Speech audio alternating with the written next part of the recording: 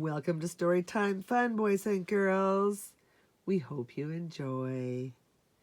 Today's story is called The Berenstain Bears, Valentine Love Bug, written by Mike Berenstain. It was the middle of winter, and all of Bear Country lay snoozing under a deep, snowy blanket. Brrr, shivered Papa Bear, coming in from shoveling snow. It's colder than a penguin's icebox out there. Come and warm up by the fire, dear, said Mama Bear, pouring him a cup of cocoa. Then she settled down to read her mail. The cubs were warm and cozy by the fire, too.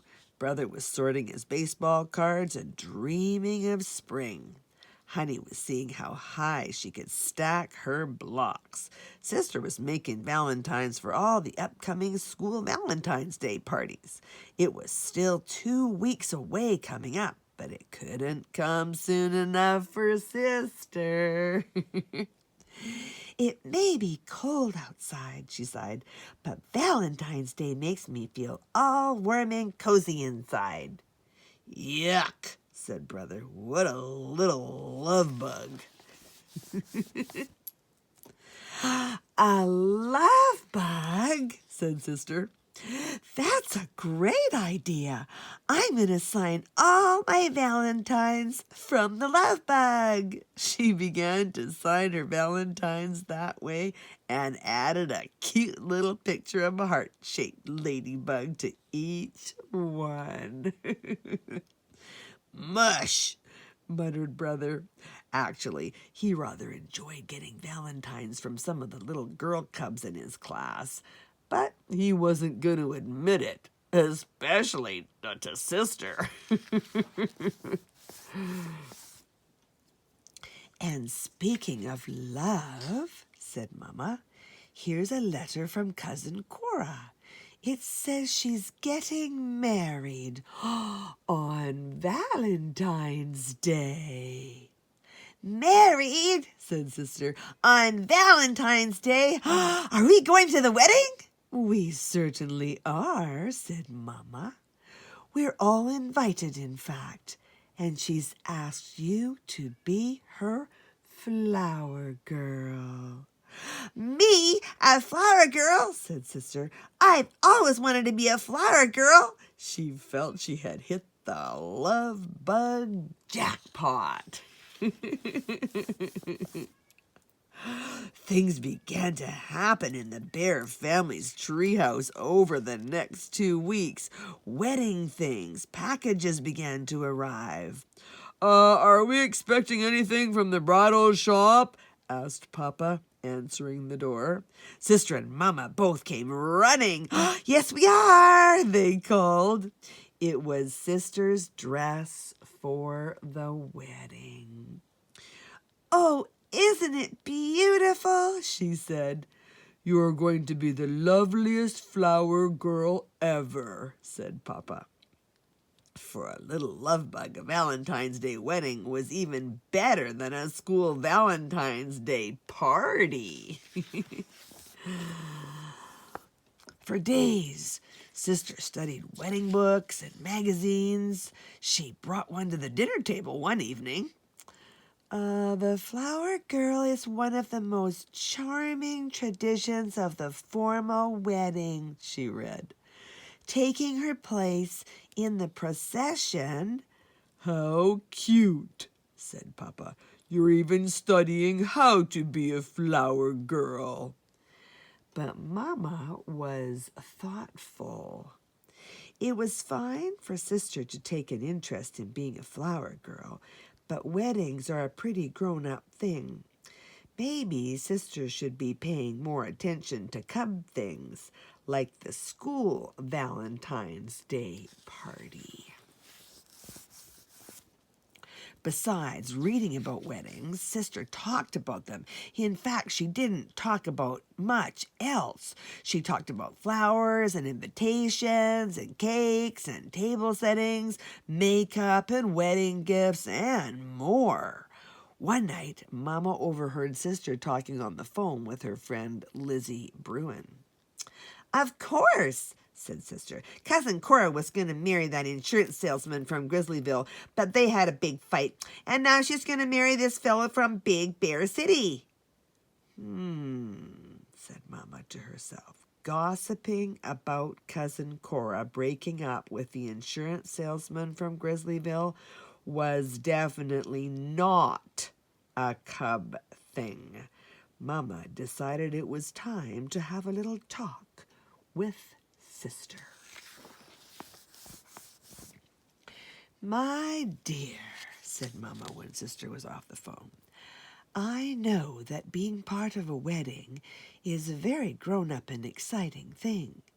But I also know that Cousin Cora would be disappointed to learn you were gossiping about her after asking you to be her flower girl." Sister's eyes widened. "I never thought of that," she said. "I won't do that any more, Mama. I don't want to hurt Cousin Cora's feelings." Mama smiled and gave her a hug. "That's my little love bug," she said. "In fact," Sister added, "this wedding thing has been taking up an awful lot of time. I haven't even finished my valentines for the school party. That's really important. I think I'll go to work on them right now. After all, Valentine's Day is just a few days away."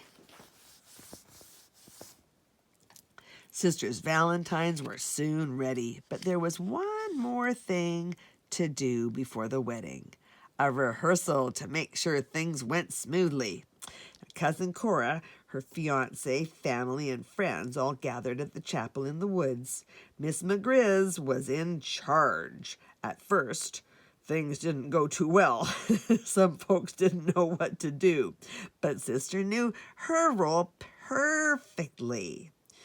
"It seems that if a little flower girl can do the march properly," said Miss McGriz, "then you ushers and bridesmaids ought to be able to do the same."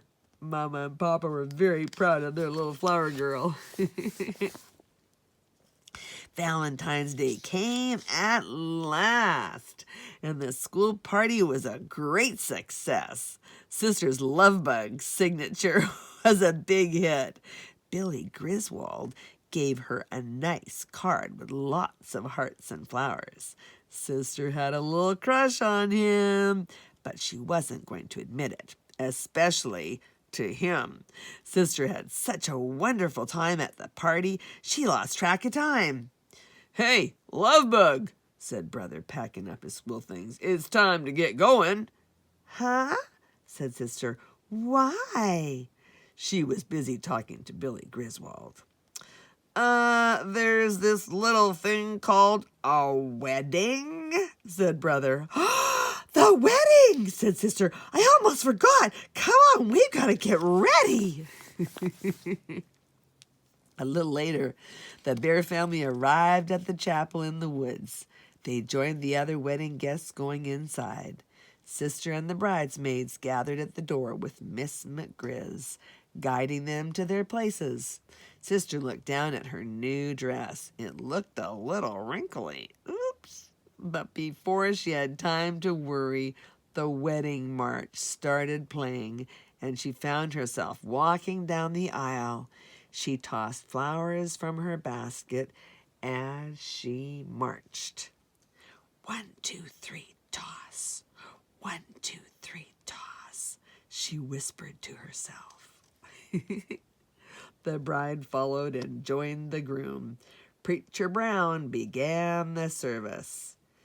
"Dearly beloved, we are gathered here for better or worse, for richer or poorer, in sickness and in health. Sister felt a lump in her throat. Talk about feeling all warm and cozy inside. Ooh. At last the preacher said, I now pronounce you bear and wife. You may kiss the bride. A tear came to the eye of the little Valentine love bug. But Brother Bear just sighed. Mush, he muttered. Well, that's it today. We'll see you next time.